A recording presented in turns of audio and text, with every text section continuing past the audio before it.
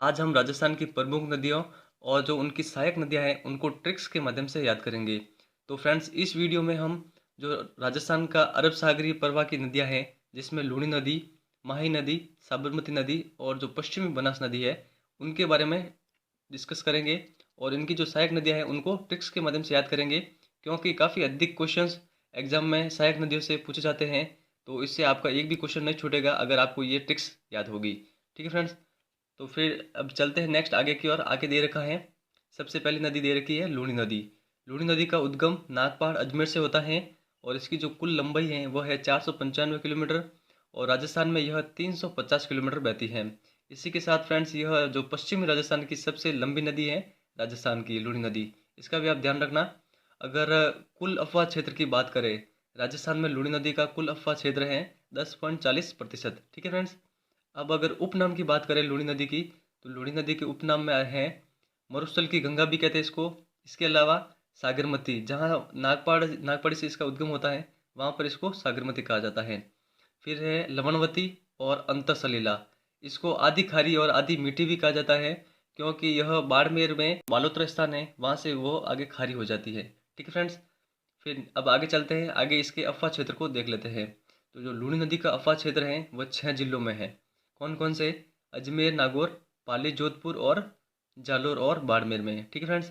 अब जो साइड में मैप दे रखा है उसको देख लीजिए। इसका जो स्टार्टिंग है नागपाड़ अजमेर से होता है, अजमेर। और नागौर से एक जो नदी आती है जिसका नाम है जोजड़ी। ठीक है? एकमात्र नदी है जो नागौर से लूणी नदी की सहायक नदी है और लूणी नदी में मिलती है, वो कौन सी है? जोजड़ी। तो इससे इससे मतलब जो नागौर है वो भी इसके अफवाह क्षेत्र में आ जाता है लूणी के। ठीक है?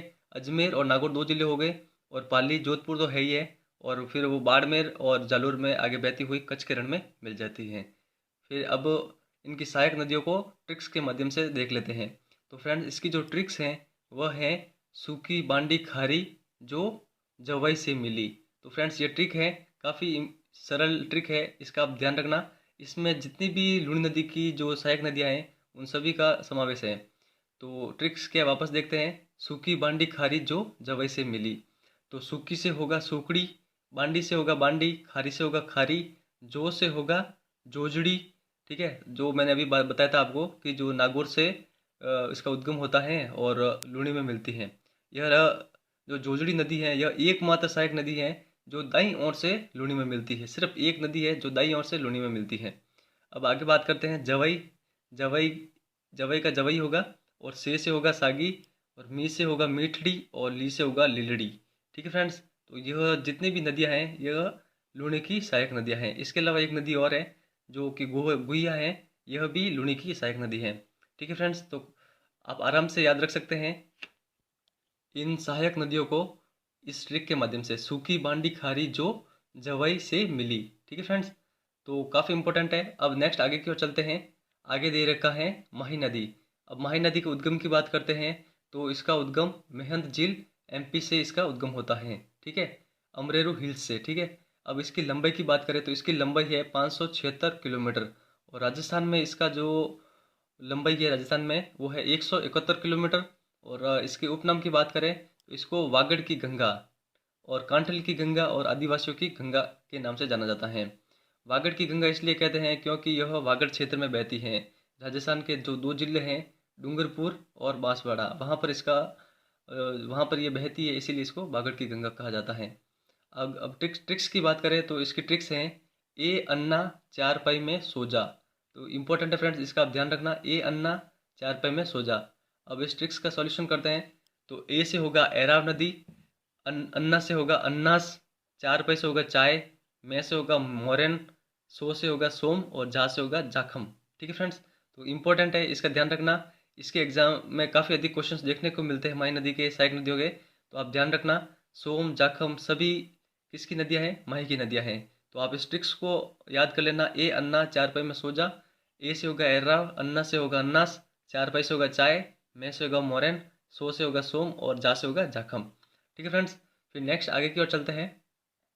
आगे दे रखा है साबरमती। साबरमती के उद्गम की बात करें तो यह पदराना की पहाड़ी उदयपुर से इसका उद्गम होता है। ठीक है फ्रेंड्स? तो ध्यान रखना है साबरमती का उद्गम कहाँ से होता है। तो उदयपुर की जो पदरना की पहाड़ियाँ हैं वहाँ से होता है। ठीक है फ्रेंड्स।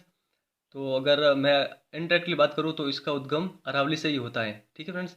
तो इसका ध्यान रखना है, जो साबरमती का उद्गम अरावली से होता है। अब इसकी लंबाई की बात करते हैं तो इसकी लंबाई है 416 किलोमीटर, और ये राजस्थान में केवल 45 किलोमीटर ही बहती है, बाकी वो बाद में गुजरात में बहती हैं। ठीक है फ्रेंड्स। अब इसके जो किनारे तीन मतलब दो शहर बसे हुए हैं और एक आश्रम बसा हुआ है। कौन कौन से शहर हैं? तो अहमदाबाद और गांधीनगर। तो काफ़ी इंपॉर्टेंट क्वेश्चन ये भी, इसका आप ध्यान रखना कि गांधीनगर या अहमदाबाद किस नदी के किनारे बसे हुए हैं? तो साबरमती नदी के किनारे बसे हुए हैं। इसके अलावा जो साबरमती आश्रम है वो भी इसी नदी के किनारे स्थित है। ठीक है फ्रेंड्स। अब इन सहायक नदियों की ट्रिक्स देख लेते हैं। वैसे हमें मावा चाहिए, काफ़ी इंपॉर्टेंट फ्रेंड्स, काफ़ी सिंपल ट्रिक्स हैं, इसको आप आराम से याद रख सकते हैं। वैसे हमें मावा चाहिए। तो अब इसका पूरा सॉल्यूशन देखते हैं। वैसे हमें मावा चाहिए, तो वे से होगा वैतरक, से होगा सेई, ह से होगा हतिमती, मैं से होगा मेरवा। जो माँ है, माँ से दो नदियाँ हैं, माज जो माजम है और मानसी, दो है। ठीक फ्रेंड्स, इसका ध्यान रखना आप। और इसके अलावा वा से होगा वाक्कल। ठीक है फ्रेंड्स। तो एक बार वापस देखते हैं। वैसे हमें मावा चाहिए, तो वे से होगा वैतरक, से होगा सेई, ह से होगा हतिमती, मैं से होगा मेरवा, माँ से होगा मानसी और माजम, और वा से होगा वाक्कल। तो फ्रेंड्स, एग्जाम में क्वेश्चन ऐसे आएंगे कि वैतरक, मेरवा और माजम नदियाँ किस नदी की सहायक नदियाँ हैं। ठीक है फ्रेंड्स। तो अगर आपको ध्यान होगा कि साबरमती की सहायक नदियाँ हैं ये, तो आपका आंसर सही होगा। ध्यान रखना है कि बस इनकी ट्रिक्स क्या है। ठीक है फ्रेंड्स। तो काफ़ी इंपॉर्टेंट है, इसका आप जरूर ध्यान रखना। फिर नेक्स्ट आगे की ओर चलते हैं। आगे सबसे अंत में यही है पश्चिम बनास नदी। इसकी अब देखते हैं, इसका जो उद्गम है वह होता है नया सांवरा सिरोही से। ठीक है फ्रेंड्स। नया सांवरा सिरोही में इसका उद्गम होता है और संगम होता है लिटिल कच्छ का रण। अब इसकी सहायक नदियों की बात करते हैं तो इनकी सहायक नदियाँ दो ही हैं केवल, सूकली या सिप्पू। अगर सूकली एग्जाम्स में देखने को मिले तो उसका पश्चिमी बनास होगा। अगर सूकड़ी सूकड़ी आए तो उसका लूणी नदी होगा। ठीक है, इसका आप ध्यान रखना। और सूकली, इसको सिप्पू भी कहते हैं।